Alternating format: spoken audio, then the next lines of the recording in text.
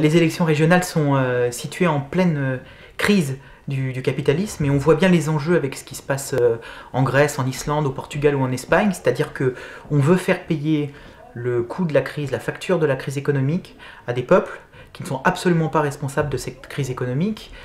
Quand on voit des papiers et des mamies en Grèce qui gagnent quelques centaines d'euros et à qui on envoie l'équivalent grec des CRS en guise de réponse, quand on voit que les fonctionnaires grecs vont avoir des amputations de pouvoir d'achat, que le chômage va exploser, c'est un lien y compris avec ce qui va se passer en France, puisque le Premier ministre a annoncé des politiques d'austérité.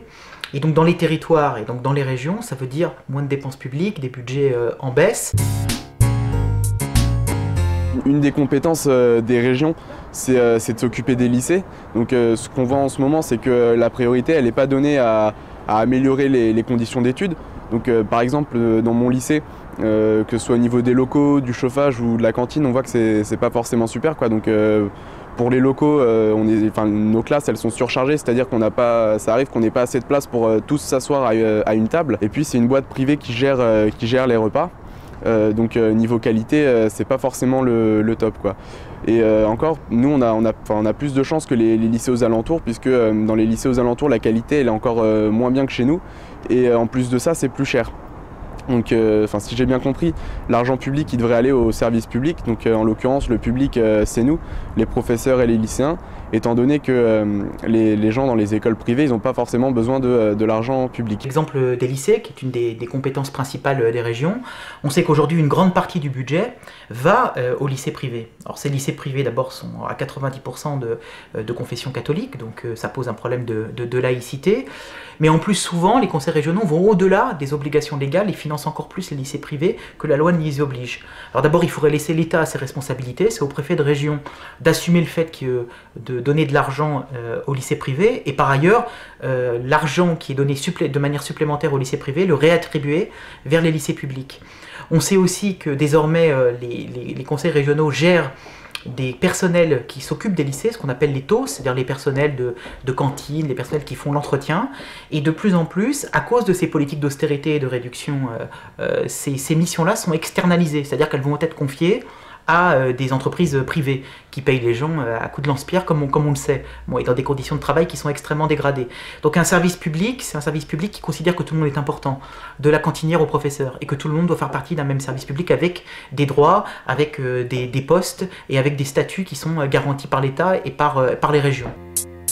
On peut trouver juste et même légitime que les régions elles aident les entreprises à se monter, à se développer, et puis quand elles ont des problèmes, d'aider au financement. Ça paraît le bon sens. En fait, c'est pas bien parce que c'est des entreprises capitalistes, elles sont là pour faire du fric avant tout. Même quand on parle des PME dans les régions, c'est 250 salariés, ça veut dire que c'est quand même des boîtes importantes qui souvent dépendent de grands groupes et qui sont là pour faire du fric, pour exploiter les travailleurs. Donc c'est pas normal que ce soit des fonds publics, c'est-à-dire les impôts, les cotisations sociales, qui aident au développement de ces entreprises. Alors l'autre chose, c'est que après, quand elles sont en difficulté, on donne encore de l'argent. Et puis si jamais elles finissent par fermer, bien qu'elles fassent quand même de l'argent, des bénéfices quelque part, on ne demande pas de compte. C'est-à-dire que l'argent, c'est à fond perdu. Les aides qui sont données aux entreprises, par différents biais, la formation, la recherche, le parking qui est pris en charge par la collectivité locale, le chantage à l'emploi qu'on connaît bien de certaines entreprises qui, y compris, jouent de la concurrence de certaines collectivités locales. Je suis en Picardie et je menace de passer en Champagne-Ardenne parce que là-bas, la fiscalité y est plus avantageuse, de collectivités gérées par la gauche. Ça devrait être impensable, par exemple. Bon, eh bien, il faut arrêter de financer les entreprises privées et réserver cet argent, là aussi, au service public ou à l'économie sociale ou solidaire. Ce qu'on remarque aujourd'hui dans les régions au niveau de l'apprentissage, c'est que tout est fait pour répondre à la demande du patron. Il va avoir besoin de tel apprenti, de tel salarié, et du coup on va lui faire une formation sur mesure. C'est pas comme ça que les jeunes peuvent s'investir dans leur futur métier. Voilà, ce qu'il faut en France aujourd'hui, c'est qu'on ait tous un enseignement de qualité, quel que soit l'endroit où on habite, qu'on puisse avoir le choix de notre formation et qu'elle soit à proximité de chez nous. Pour avoir quelque chose qui corresponde véritablement aux besoins, avec des formations qui soient réellement qualifiantes, réellement valorisantes pour les jeunes ou les moins jeunes qui veulent se former, il faudrait des services publics régionaux de formation professionnelle au lieu du système actuel qui est en fait fait un système de financement public du privé, et vers un service public national de la formation professionnelle, c'est-à-dire retirer au patronat le contrôle qu'il exerce aujourd'hui sur la formation professionnelle. Un jour sur deux, c'est la galère le matin quand j'arrive à la gare RER parce que très souvent, j'ai pas de train ou mon train a eu un retard de 15 minutes parce qu'il y a eu un incident. Et ça devient assez systématique. Alors c'est pas un problème de grève, hein, c'est que souvent il y a des problèmes, c'est mal entretenu, nos lignes sont mal desservies aussi. Parce que le matin, je suis obligée pourtant d'aller travailler.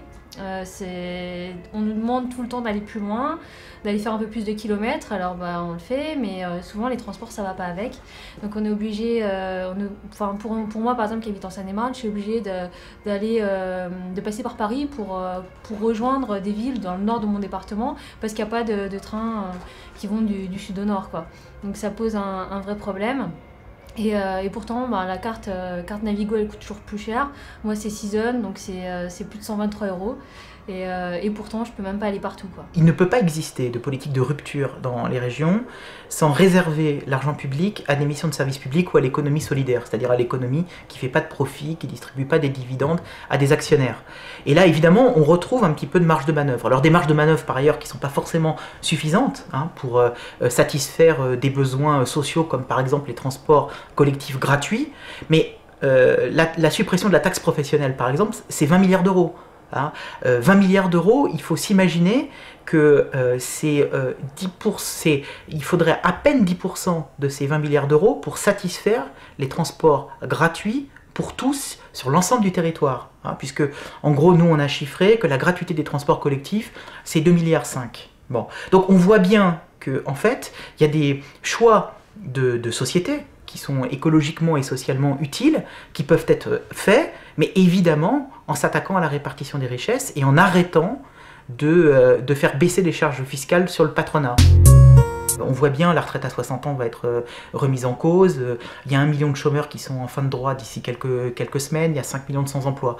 Et la mobilisation sociale, politique dans la rue, elle doit s'accompagner d'une mobilisation électorale parce qu'on peut utiliser son bulletin de vote le 14 mars pour envoyer un signal politique. On ne veut pas payer la facture de la crise économique. Nationalement et régionalement, des politiques alternatives existent. C'est le sens du vote pour le nouveau parti anticapitaliste. Alors évidemment, on veut battre la droite. On veut battre la droite parce qu'on sait que si Nicolas Sarkozy récupère des régions, ou conserve les deux que l'UMP détient aujourd'hui, c'est autant de leviers pour mener une politique réactionnaire, et on ne veut pas que Nicolas Sarkozy puisse mener une politique réactionnaire. Mais en même temps, on ne veut pas se laisser berner. En 2004, la gauche nous avait déjà fait le numéro, au secours, la droite revient, votez à gauche et vous verrez, on fera la différence. Et nous, on mènera des politiques différentes de la droite, on mènera des politiques qui seront des politiques de résistance, de contre-pouvoir par rapport à la droite. 6 ans après, de fait, les majorités de gauche ont mené globalement, même s'il y a quelques mesures qui ont été positives, comme l'achat de TER par exemple, mais globalement, elles ont mené des politiques d'accompagnement du capitalisme, de subvention aux entreprises privées et d'accompagnement des privatisations générales et de la réduction de la dépense publique dans ce pays. Et donc il faut qu'il y ait une gauche anticapitaliste qui fasse entendre sa voix. Celle-ci n'est pas représentée par la droite, elle n'est pas représentée par la gauche, et elle doit s'exprimer dans la rue le 23 mars sur les retraites, mais le 14 mars aussi par le vote pour les élections régionales.